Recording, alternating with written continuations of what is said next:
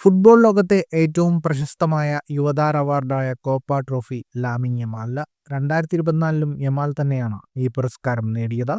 Copa trophy തുടർച്ചയായി 2 തവണ നേടുന്ന ചരിത്രത്തിലെ ആദ്യ കളിക്കാരനായി ഇതോടെ ലാമിൻ യമാൽ മാറി. ബാലൻഡിയോർ ചടങ്ങിലാണ് ഈ അവാർഡ് പ്രഖ്യാപിക്കുക.